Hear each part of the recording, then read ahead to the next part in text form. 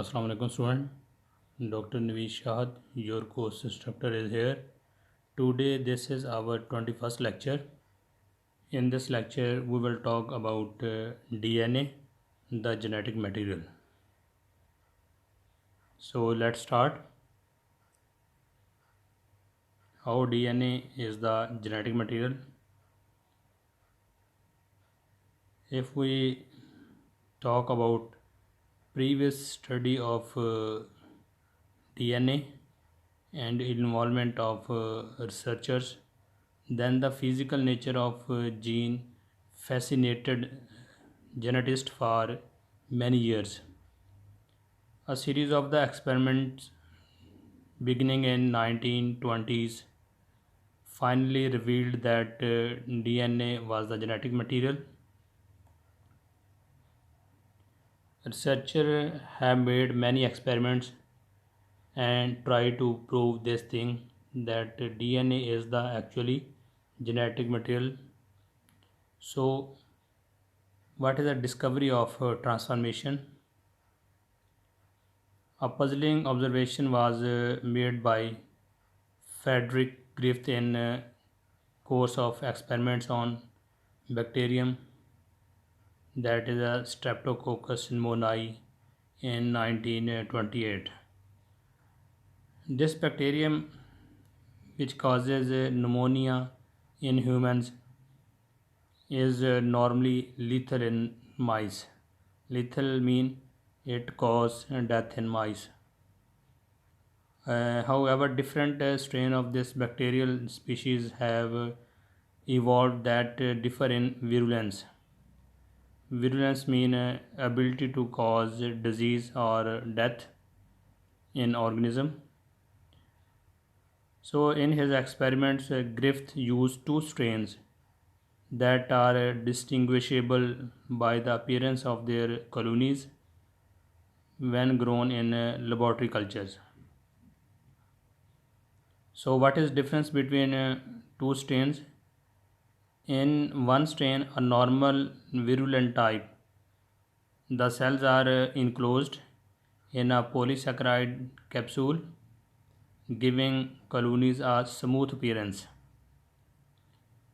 Uh, so, this strain is labeled or called as smooth type or S type strain. Why say S type? Because of the polysaccharide capsule, which give it a smooth appearance.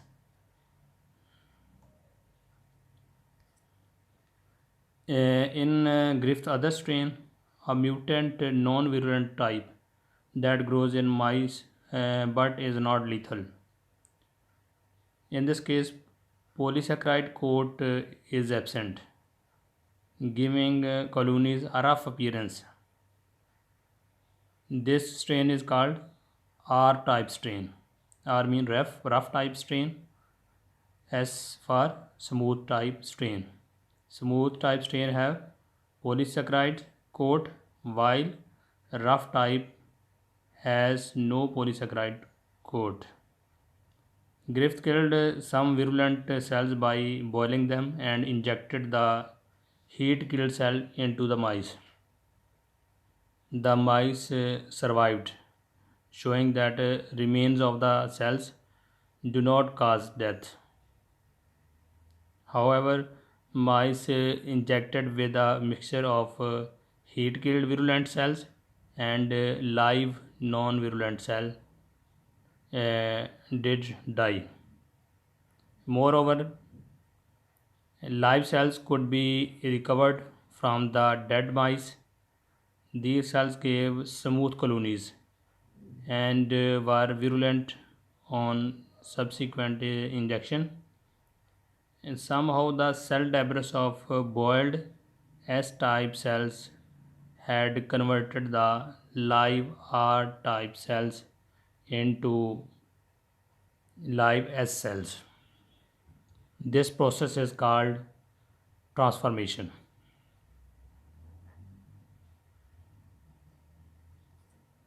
In this slide, this is the first demonstration of bacterial transformation.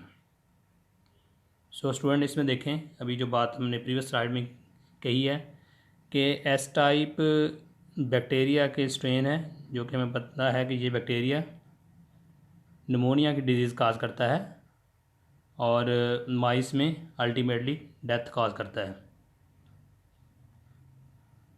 S type जो strain है, और जो are type है वो non virulent है और ये माइस में डेथ काज नहीं करता। उन्होंने देखा कि एक टाइप के जब ए टाइप के जो है इन case of A S type strain को अप्लाई किया माउस पे तो उसमें डेथ हो गई। रफ टाइप को अप्लाई किया तो माउस में डेथ नहीं हुई। सो उन्होंने देखा कि what is difference between S type R type. तो अंडरस्टैंडिंग यही थी कि जो एस टाइप है उसमें पॉलीसैकेराइड का कोट है, जबकि आर टाइप में नहीं है।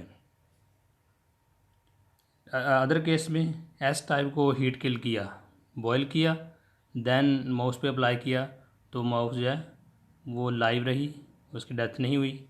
इन अदर केस जो कि फोर्थ वन केस है, उसमें आर टाइप स्ट्रेन और S type heat killed strain जो है उनको मिक्स करके तो फिर उनके जो वो इंजेक्शन है अप्लाई किया गया माउस पे, तो उस केस में माउस जो है उसकी डेथ हो गई।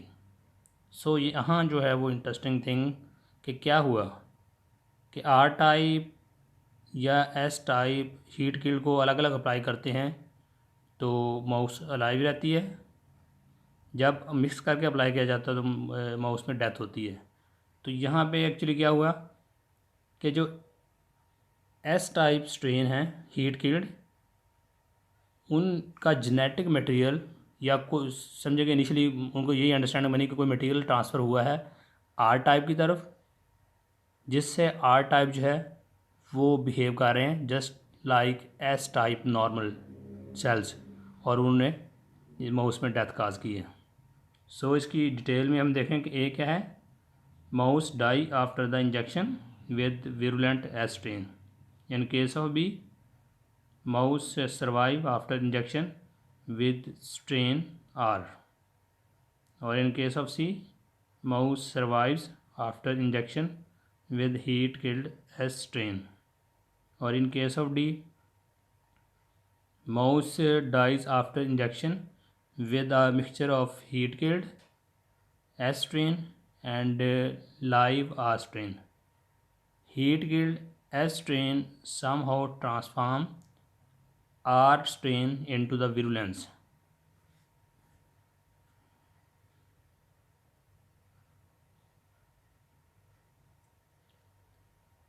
This same basic technique was then used to determine the nature of transforming principle. Transforming principle, what is the nature? Agent in the cell debris that is specifically responsible for transformation. Agent वो कौन सा है जो transformation में यहाँ पे involve हो रहा है, तो इसके बारे में फर्दर स्टडी की थी इन 1944। Oswald every, C.M. McLeod and M. McCarty separated classes of molecules found in the debris of the dead S cells and tested them for transforming ability one at a time. Cell debris mean कि इसमें उन्होंने उसकी further जो है polysaccharides को देखा, lipids को देखा, आरएनए को देखा, प्रोटीन को देखा, देन डीएनए को देखा कि कौन सा कंटेंट है जो कि ट्रांसफॉर्मेशन के प्रिंसिपल में इन्वॉल्व हो रहा है।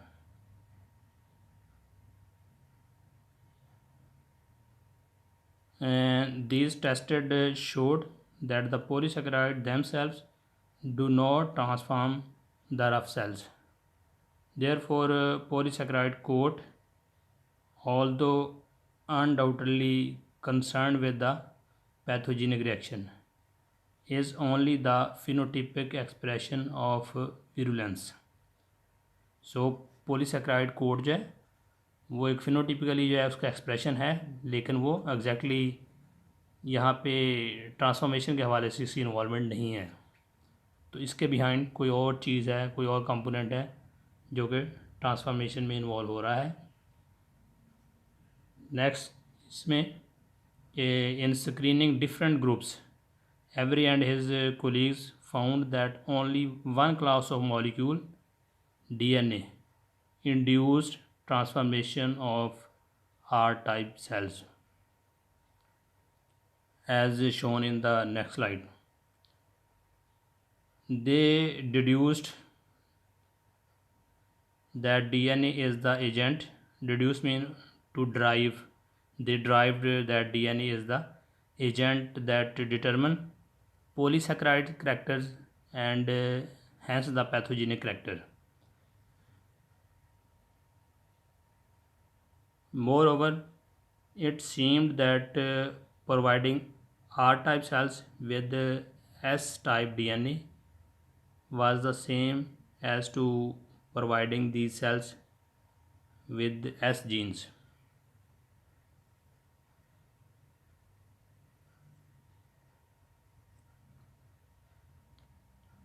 So this is demonstration that DNA is transforming agent. DNA is the only agent that produces smooth colonies when added to the live rough type cells. So student इस case में आप देखें S type strain bacteria कौन सा है, इसमें ऐसा bacteria जो कि निमोनिया काज करता है, स्ट्रेप्टोकोकस निमोनियाई बैक्टीरिया है। स्ट्रेप्टोकोकस निमोनियाई बैक्टीरिया के स्मूथ टाइप सेल्स हैं जिनकी ऊपर जो है पॉलीसैकेराइड की एक कोट है और ये हीट किल्ड हैं, विरुलेंट टाइप हैं। इनको जब अप्लाई किया, इनको मिक्स किया with live rough type cells, तो फिर देखें किस टाइप के कंटेंट्स ट्रांसफ़र हो रहे हैं आर टाइप सेल्स में। पॉलीसैकेराइड, एक एक्सपेरिमेंट ऐसा लगाया जिसमें पॉलीसैकेराइड को फोकस किया गया, तो देखा कि पॉलीसैकेराइड जो लाइव आर सेल्स हैं उनमें ट्रांसफ़र नहीं हो रही और इनसे जो आगे सेल हासिल हो रहे हैं वो रफ टाइप ही हासिल हो रहे हैं। इन केस ऑफ लिपिड्स को फोकस किया दूसरे एक्सपेरिमेंट में, दूसरे ग्रुप में, और देखा कि लिपिड्स का क्या रोल है लाइव आर टाइप सेल्स में, तो रिज़ल्ट उनको लाइव आर टाइप सेल्स ही मिले, यानी रफ टाइप सेल मिले, कोई फ़र्क नहीं पड़ा सेल्स पे। In case of RNA same result, live R type cell जो हैं वो आर टाइप ही रहे हैं। प्रोटीन के केस में भी यही रिज़ल्ट रहा, लेकिन इन case of DNA they observed that R type as well as S type bacteria also present there. So इस केस में DNA को जब स्टडी किया, देखा कि DNA basically smooth type bacteria जो कि हीट किल्ड हैं उनसे ट्रांसफ़र हुआ है लाइव रफ टाइप सेल्स में, और उन्होंने इसको कन्वर्ट कर दिया है स्मूथ लाइव टाइप बैक्टीरिया में, विरुलेंट बैक्टीरिया में। अब आप देख रहे हैं इसमें आर भी है और एस भी है। आर मीन के कुछ ऐसे बैक्टीरिया जिनमें ज़्यादा डीएनए ट्रांसफ़र नहीं हुआ, तो वो लाइव आर टाइप सेल्स ही रहे हैं, रफ टाइप रहे हैं। जिनमें डीएनए ट्रांसफ़र हो गया वो एस टाइप हो गया। सो इससे अंडरस्टैंडिंग ये बनी कि डीएनए ही वो मटेरियल है जो कि एक सेल से दूसरे सेल में ट्रांसफॉर्म होता है।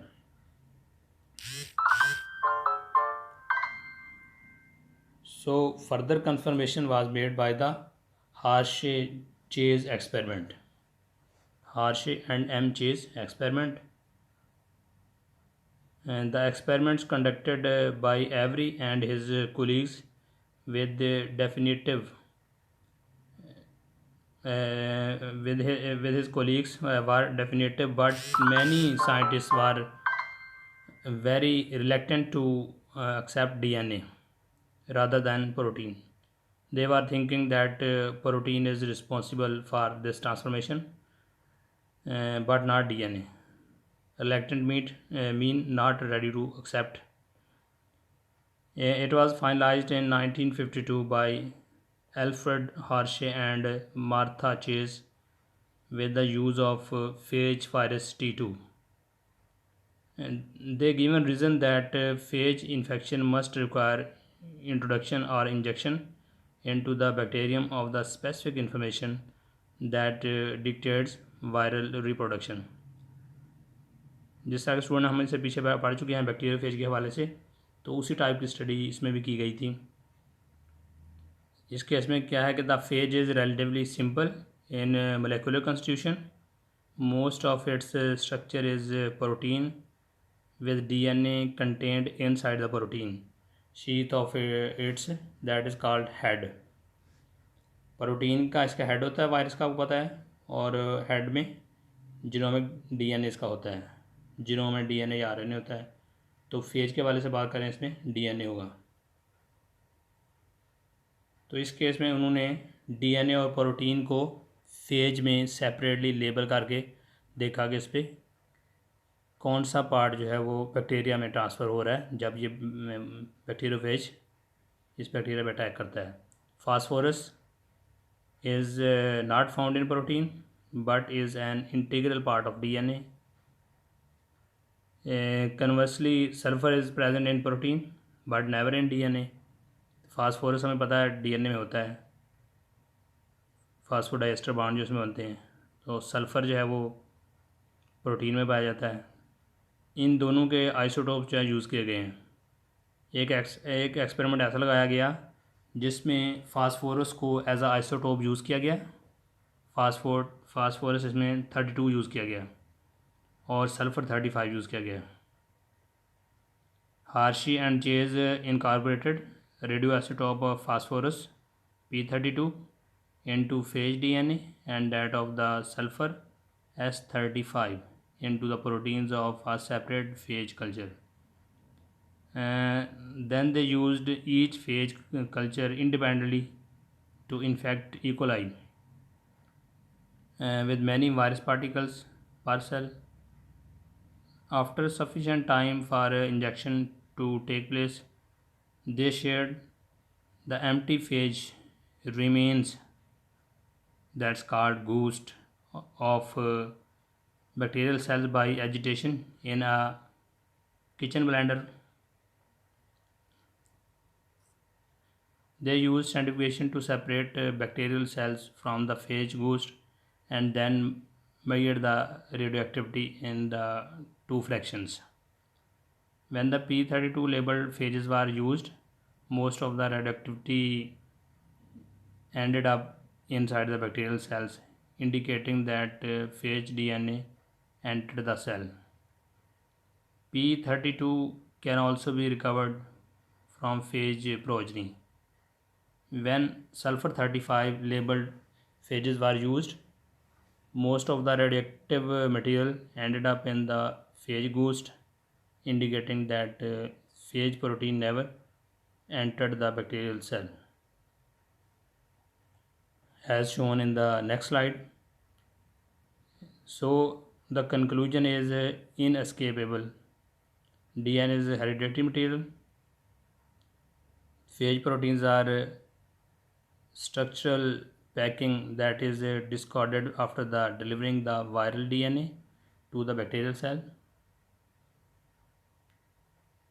So student, look here. Hershey-Chase experiment which demonstrate that genetic material of the phage is DNA, not protein.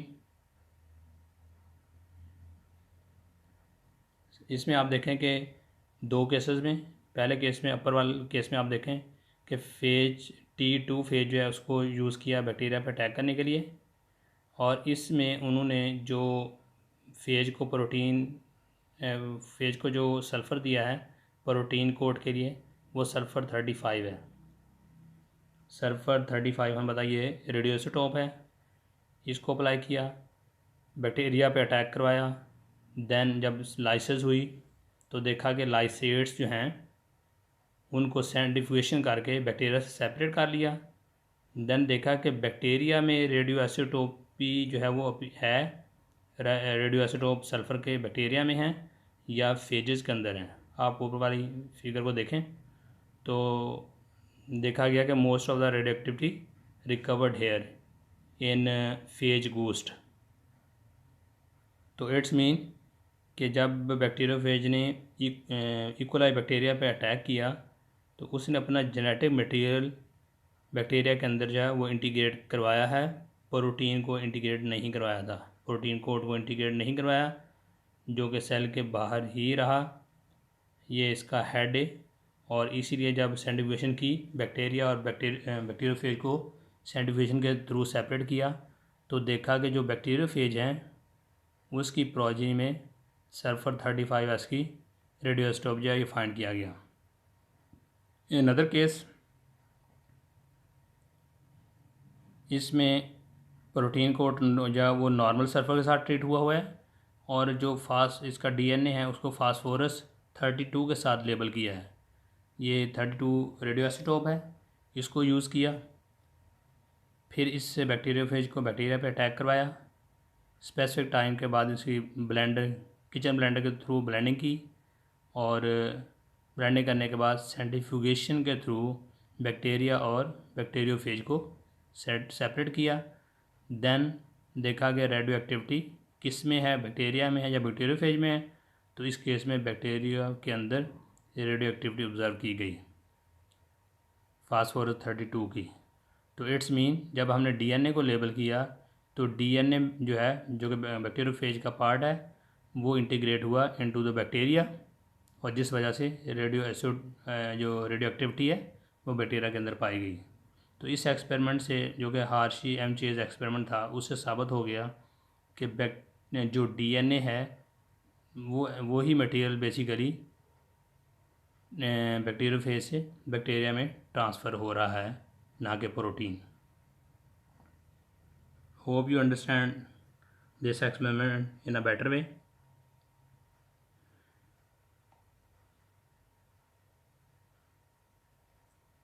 At the end इसमें कुछ क्वेश्चन जो है वो छोड़े फ्यूचर के लिए जिनका आंसर उनको बाद में फिर मिला सर्चर्स को। First, why such reluctance to accept this conclusion कि डीएनए जेनेटिक मटेरियल है, क्यों इसको एक्सेप्ट नहीं किया गया। Why talk about only protein. DNA was thought to be the rather simple chemical. How could all the information about an organism features be stored in such a simple molecule? Yes, protein complex molecule है तो उसके बारे में ज़्यादा राय थी। DNA को कहा गया कि सिंपल मॉलिक्यूल है तो कैसे इसमें इतनी जेनेटिक इन्फॉर्मेशन हो सकती है। उस टाइम पे तो ये कन्फ्यूजन थी जब ये 1928 की बातें हैं। How could such information be passed on from one generation to the next? Clearly, the genetic material must have both the ability to encode specific information and capacity to duplicate that information precisely. So, what kind of the structure could allow such complex functions in so simple a molecule? So, student, this is all about DNA, the genetic material, and at the end, questions derived are raised by the different researchers, and with the passage of times these questions were answered by the different geneticists. So now at this stage we are very much clear about DNA